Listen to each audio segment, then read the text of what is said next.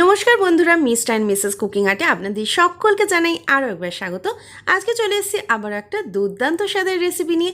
এখন কিন্তু বাজারে প্রচুর পরিমাণে কচুর ফুল পাওয়া যাচ্ছে, আর এই বর্ষাকালে কিন্তু কচুর ফুল কিন্তু আমরা সাধারণত পাই, অন্য টাইমে এতটা আমরা থাকে না। তাই আজকের রেসিপি কচুর ফুল দিয়ে দুর্দান্ত স্বাদের একটা রেসিপি, আর গরম ভাতের সাথে কিন্তু একতলা ভাত কিন্তু অবশ্যই জমে যাবে।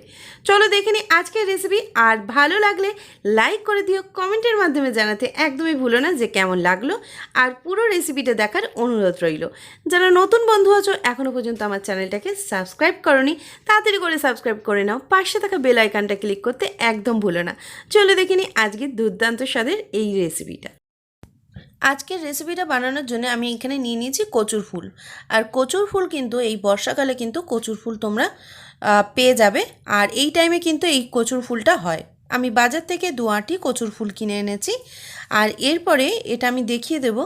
এই যে সবুজ রঙের যে অংশটা রয়েছে সেটা আমরা নেব না, আমরা যে হলুদ যে অংশটা এটা এই ফুলটাকেই আমরা নেব, আর এর ভেতর থেকে যে অংশটা রয়েছে সেটা আমরা বার করে ফেলবো। দেখুন এটাকে আমরা বার করে ফেললাম, এর ভেতরে আর কিন্তু কিছুই নেই।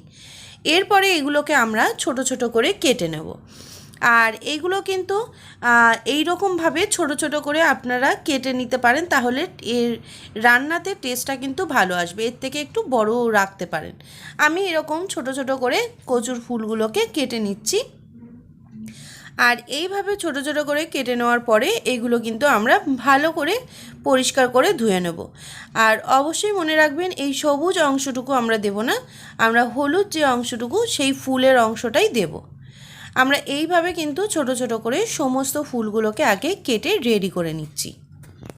সমস্ত ফুলগুলোকে আমরা কেটে ভালো করে ধুয়ে রেডি করে নিয়েছি। এরপরে এটাকে আমরা একটু গরম জলে ভাপিয়ে নেব।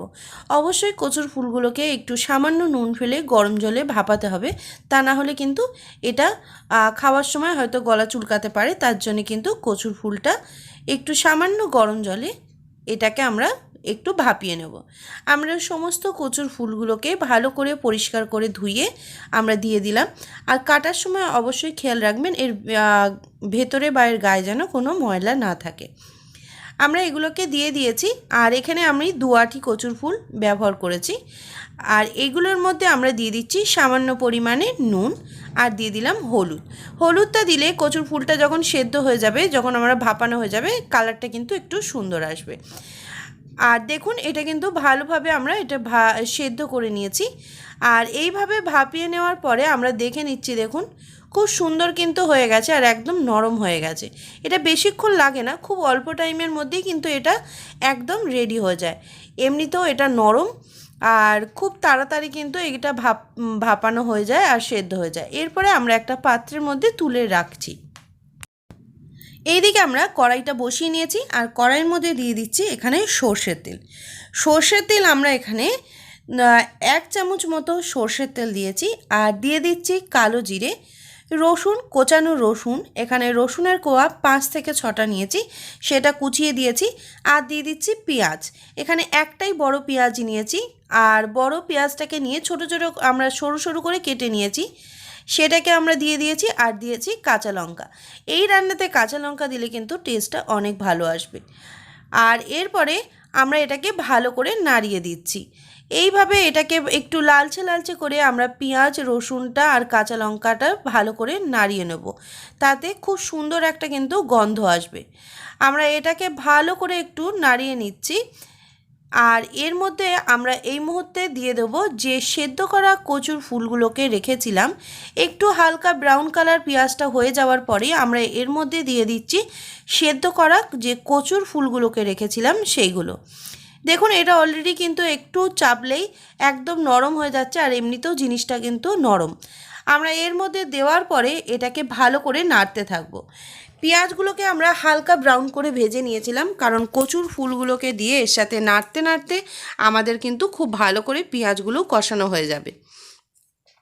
আমরা এইভাবে কন্টিনিউ এটাকে নাড়তে থাকবো আর মিডিয়াম টু লো আছে।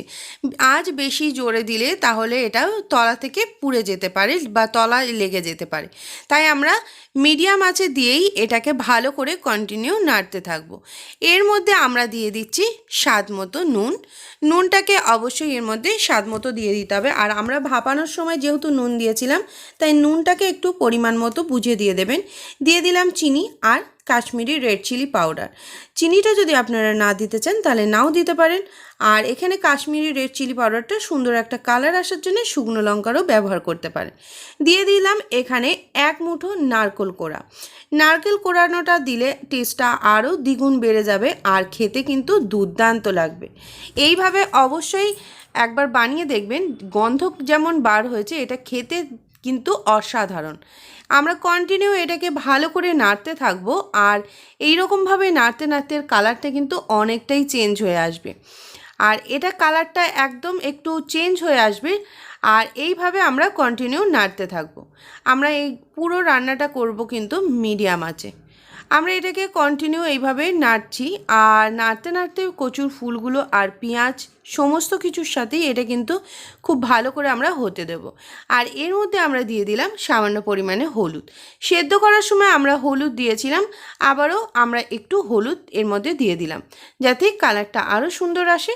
আর এটাকে খুব ভালো করে দেখুন মিশে গেছে কচুর ফুলগুলো আর সব কিছু কিন্তু আমাদের খুব ভালো করে কষানো হয়ে গেছে। এরপরে আরও 2 থেকে 3 মিনিট এটাকে ভালো করে কষিয়ে নেব। আর কষানো হয়ে গেলে দেখবেন এটা একটু হালকা ব্রাউন ব্রাউন কালারের চলে এসছে। আমাদের এটা খুব ভালোভাবে হয়ে গেছে কচুর ফুলটাকে। দেখুন সমস্তটাই কিন্তু আমাদের এটা রেডি হয়ে গেছে। আর এরপরে আমরা এর মধ্যে দিয়ে দেব সামান্য পরিমাণে কিন্তু তেল। আর এখানে আমরা ভালো করে নাড়িয়ে নেওয়ার পরে এটাকে আমরা এইভাবে রেখে দিচ্ছি। আর এর মধ্যে ওপর থেকে যদি আপনারা কাঁচা সর্ষের তেলের ব্যবহার করেন তাহলে টেস্টটা অনেক ভালো আসবে। এখানে আমরা কাঁচা সর্ষের তেলটাকে দিয়ে দিয়েছি আর এখানে কিন্তু কাঁচা সর্ষের তেলটা সবার লাস্টে একটু বেশি পরিমাণে দিতে হবে। আমরা এখানে 3 চামচ মতো কাঁচা সর্ষের তেল দিয়েছি। আর আপনারা চাইলে সবার লাস্টে কিন্তু ধনে পাতাটাও অ্যাড করতে পারেন। আমরা এটাকে দিয়ে তেলটাকে দিয়ে একটু ঢাকা দিয়ে রেখে দিলাম যাতে তেলের গন্ধটা খুব সুন্দরভাবে আসে। আর তেলটাকে দেওয়ার পরে কিন্তু গ্যাসটা একদম অফ করে দিতে হবে আর বেশি নাড়াচাড়া আমরা করব না। দেখুন একদম রেডি হয়ে গেছে। আর এরপরে কিন্তু আমরা একটা পাত্রের মধ্যে এটাকে নিয়ে নিচ্ছি। আর কালারটা কিন্তু দুর্দান্ত এসছে, খেতেও অসাধারণ। অবশ্যই একবার বাড়িতে বানিয়ে দেখুন এইভাবে কচুর ফুল, এটা কিন্তু টেস্টটা অনেক ভালো আসে। আর গরম ভাতের সাথে কিন্তু এটা গরম গরম দারুণ জমে যাবে। ওপর থেকে ছড়িয়ে দিয়েছি কাঁচা লঙ্কা।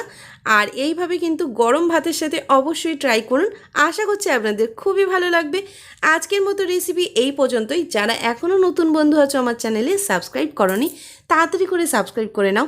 পাশে থাকা বেল আইকনটা ক্লিক করতে একদম ভুলো না। আজকের মতো রেসিপি এই পর্যন্তই, আবারও ফিরে আসবো নতুন কোনো রেসিপি নিয়ে।